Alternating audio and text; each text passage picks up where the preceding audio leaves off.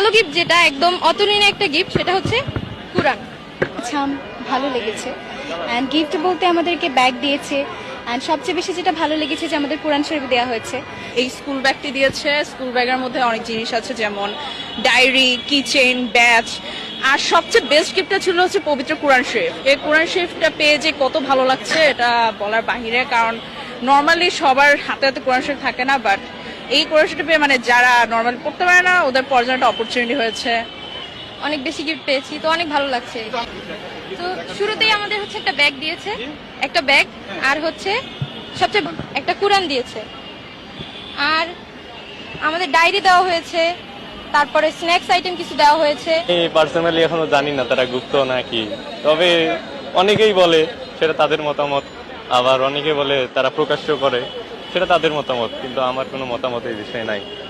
এই আয়োজনটা খুব সুন্দর ছিল, খুব তো ধর্মীয় দিক দিয়ে যদি চিন্তা করতে চাই, এটা আমাদের একটা পবিত্র ধর্মগ্রন্থ, তো এটা খুব একটা ভালো উদ্যোগ। অ্যান্ড যারা অতিথি বক্তা ছিলেন তারা খুব সুন্দর কিছু কথা বলেছেন। তো আমার মনে হয় ওভারঅল আয়োজনটা খুব ভালোই ছিল।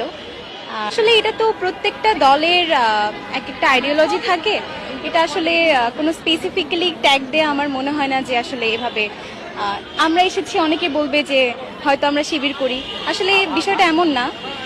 রাজনৈতিক